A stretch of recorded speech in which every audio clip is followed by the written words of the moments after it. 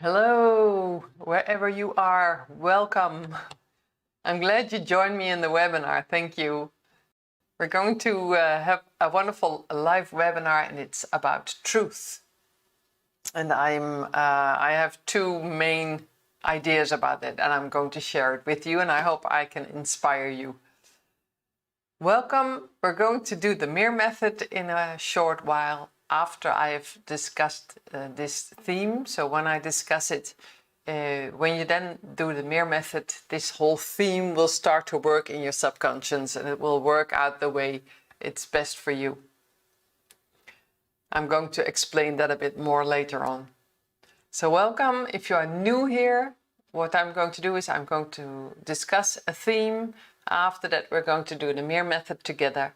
And that way you can deal subconsciously with this whole theme so that it will neutralize and harmonize inside you. And if you have been here before, thank you for joining me again. And if you are a MIR-Method coach, then very many thanks to you for testing people, for finding out their root causes of why they have these complaints and ailments. So thank you for your work. If you are a person who is interested in becoming a MIR-Method coach, then please look at the courses that are on the English website about additional techniques and about the deep understanding of the MIR-Method. Those are the techniques you need to use as a MIR-Method coach. So you're welcome to look into those. I'm going to have a look at the presentation. Yep.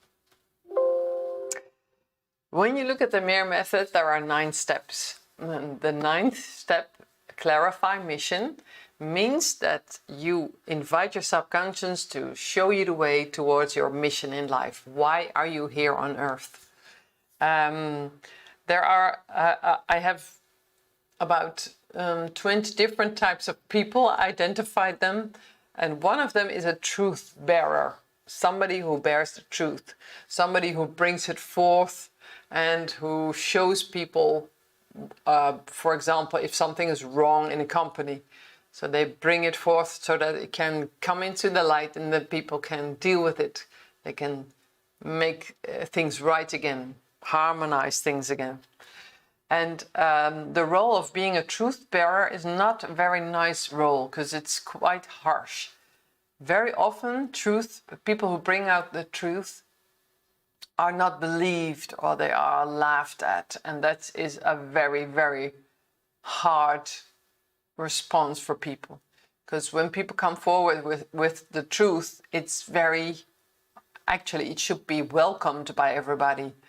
But that's not the case. So people who are, for example, whistleblowers, are very often, they come across skepticism or people that start to haunt them even.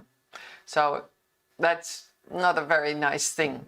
If that is your mission, to be a truth bearer, it's quite a hard one. I hope the MIR-Method can help you with it.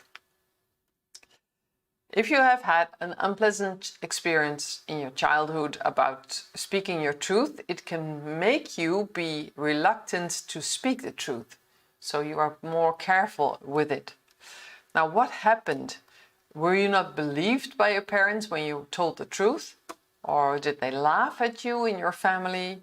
Or did they declare you as crazy? Oh, don't listen to me, he's nuts. Or he's crazy, don't listen to him. Those are very traumatic. Small phrases that can be in a family, but they really do harm in a child. Now, what is the conclusion that you drew out of this unpleasant experience? Very often a child then decides speaking my truth is dangerous, and it decides to never speak its truth again. So many people are silent and they do not speak what they really think. So when they decide and believe that speaking the truth is dangerous, then they might start to develop fears. For example, the fear of what others think of you. or the fear of people abandoning you, which is something biologically terrifying. I'm going to explain that a bit better. Let me see if I've written this. Yeah. The third fear is fear of damage to you or your family, which is a really hard one. So if you are a whistleblower and you are afraid that it will damage you or your family, that's so scary that many people don't ever come forth with the truth. And that's understandable. Of course, that's understandable. So what they need to do is first make themselves totally safe before they step forward. Now, what you do when you speak your truth and you risk being discarded from the group, let's say you have a group of friends and you say something that is not very likable but is the truth, then your friends may look at you as like, yeah, man, you're crazy, shut up. That can cause this fear inside you that you are out of the flock, out of the herd. Oh, I wrote down herb. I mean herd, like as a flock of sheep. When you are,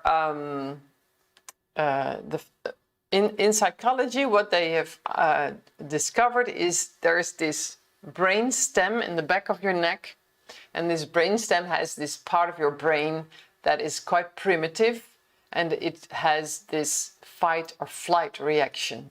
I think you know about this. So when you're afraid, you might want to fight, you might want to flight, but you also might want to freeze. In biology, sometimes it's very sensible and clever when an animal freezes and then the predator just walks by. So freezing is a good response to survive.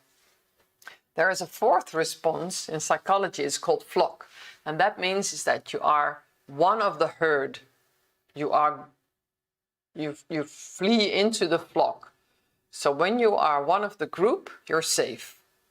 Now, when you speak your truth, people might discard you, which is biologically very dangerous, because if once you're out of the herd, or out of the flock, you might not survive. So when you are in a group of friends and they start to scold you and say, "Ah, man, shut up," that's biologically is totally scary, because then they might throw you out of the group.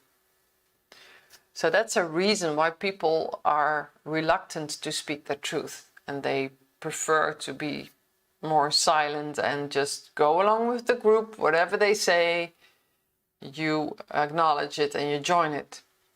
That's totally normal and totally human. So what I would like to stress is that when people speak their truth, for example, whistleblowers, they should be embraced and they should be listened to. However, it can be difficult for them, and I'm going to talk about that in a while. So that is most important, that when people speak their truth, they at least should have the benefit of the doubt and should be listened to, because they are very brave people, because they are willing to step out of the herd and become a lonely person, a lone wolf, because they do not speak what the whole community is saying. So they are straight on, they are heroes.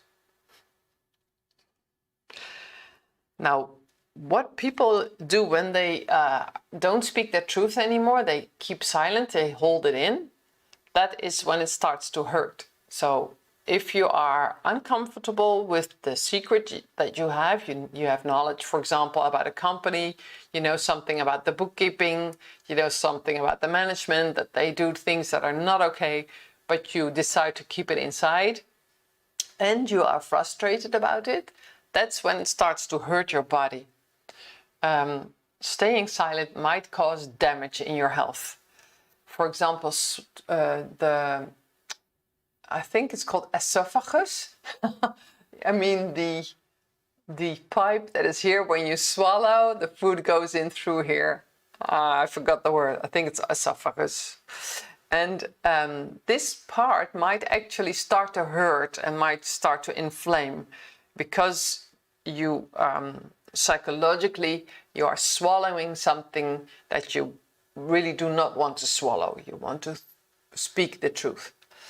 And the same goes for digestion. So you might start having problems with your stomach or your intestines when you keep this knowledge inside, but are actually frustrated and you cannot digest the fact that you have to keep it inside while you want to tell it to everybody, but you know it's dangerous for you or your family. You might lose your job, but it hurts your health.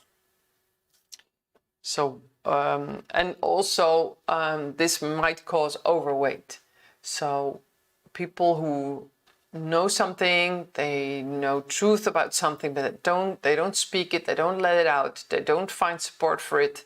They might swallow the secret, but also try to keep it down. For example, with food. Well, not so much food, but more the emotions that go along with it. I'm going to show a bit more about about obesity, about overweight, because there are 8 emotions that underlie this, and I have done depth interviews with people who have more weight on their body than they like, and I asked them all kinds of questions to find out what are the deep emotions that are underneath this obesity. And all these people mentioned 8 similar emotions. One of them, the 6th one, is not being allowed to speak your truth. For example, in your family at home, when you were a child, you wanted to say something like, for example, Santa Claus is wearing a beard. Actually, it is Uncle Harold. And then the mother goes, shh, don't tell everybody, you'll spoil it for everyone.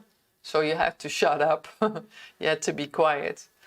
And if that happens a lot in a family, you're not allowed to speak your truth. It really makes you close your mouth, but also keep things inside. And that was one of the causes for obesity.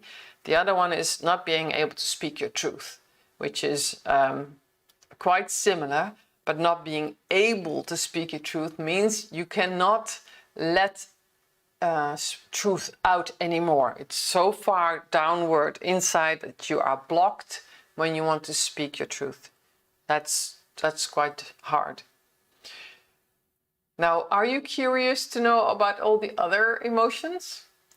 I'm going to show you. The first one is humiliation. Humiliation. That is one of the worst emotions that you can feel. So when you've been humiliated in your family, that's so hard. The second one is rejection. We have all come across rejection, but when it has happened and when it's has gone very deep, it's one of the causes of obesity. Not being protected. For example, father was aggressive and mother did not interfere, did not protect you. The fourth one is not being allowed to express emotions. The fifth one is shame, feeling shame.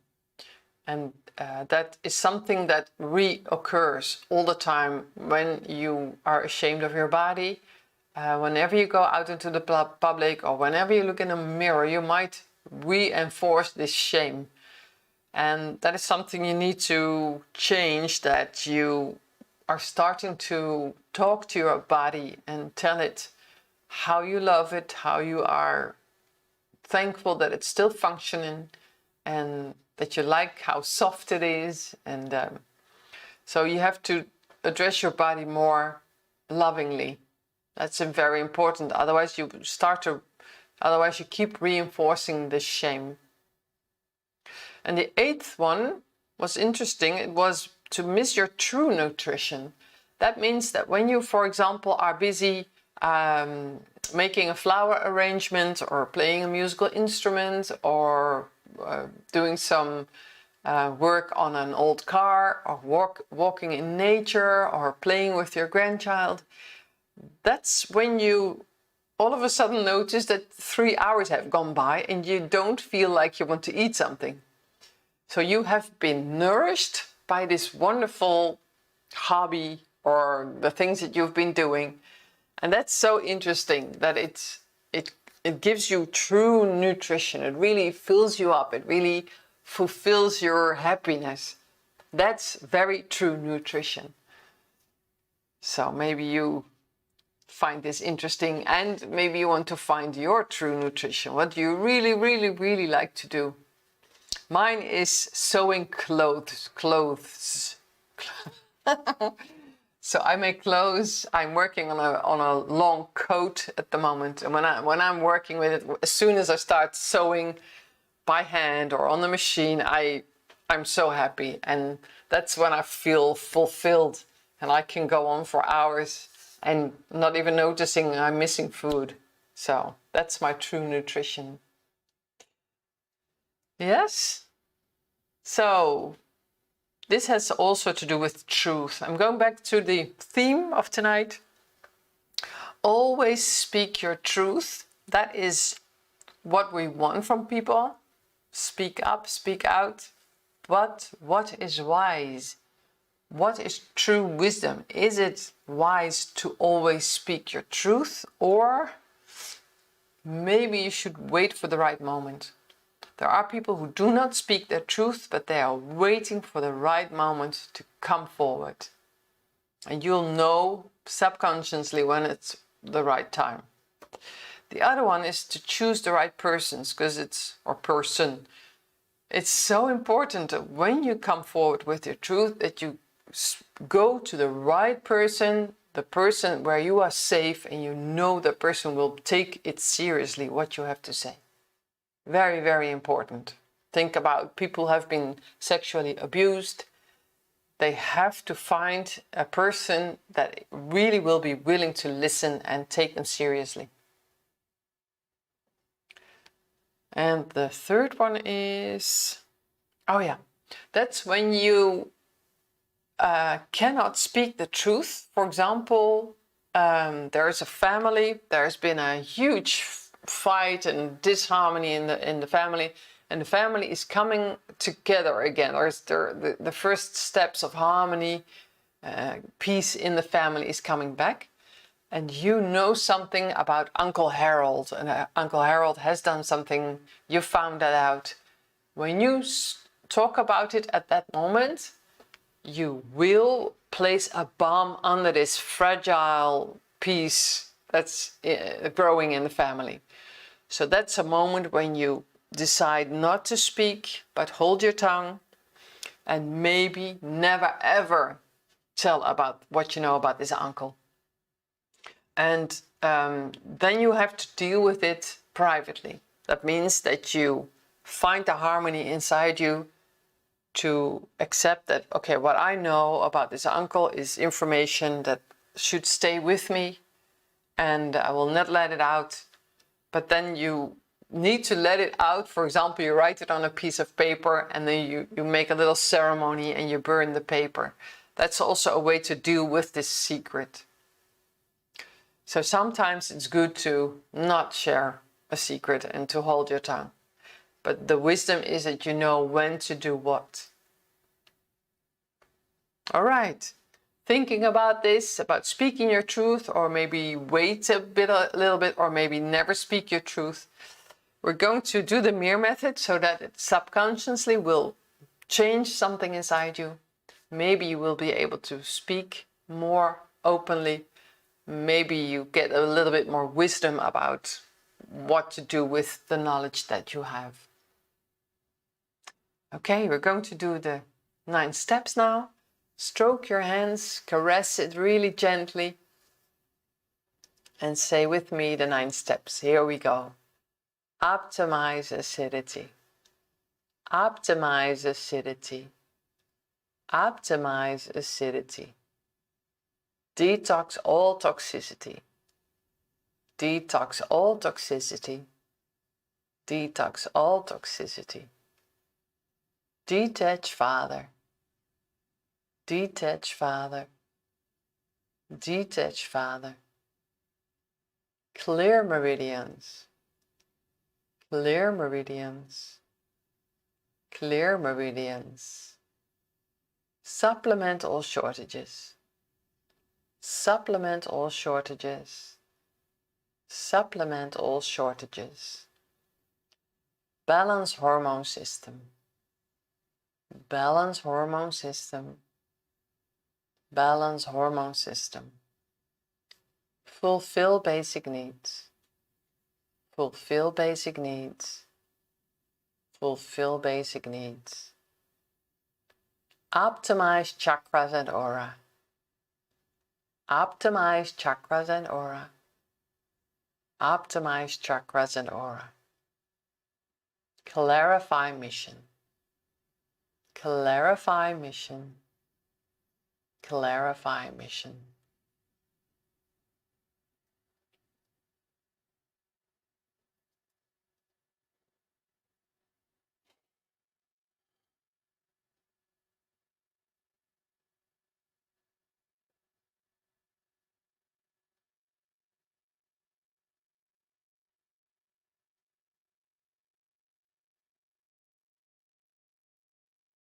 I always wait a little bit because there are people that are yawning because of the changes inside you. And it's always better to wait a little bit. Okay, I wonder what you felt, what it was like for you, and how you are thinking about speaking your truth. If you would like, you can share it on the website, MIR-Method.com/together. I'd like to know what it was for you, what it was like for you. Okay, let me see. Did I put down some more on the presentation? Oh yeah. On the bottom side, you can see MIR-Method.com/together. And I put down the names of the courses that are on the website. The additional techniques course, that one is very important when you want to learn techniques how to deal with viruses or bacteria. When you want to learn about the first aid technique, which is very useful for burns, for headaches, for menstrual cramps, for cuts, bruises, when you sprain your ankle. That's first aid you can always use, but also when you have anxiety or panic attacks, that's when you can use this first aid. Very interesting and very useful. And the other one, oh yeah, when you have medication or food supplements or injections, then you can use this technique to get rid of the side effects of it. So that's also a very interesting technique. Those are all in the additional techniques course. All right. But I hope you have a good evening if it is late in your place where you are. And if it's in the daytime, I hope you have a wonderful rest of the day. Wishing you lots of energy. And I hope to see you again within 2 weeks. Thank you for joining me and have a really good time. Okay, see you then again. See you in 2 weeks' time. Bye bye.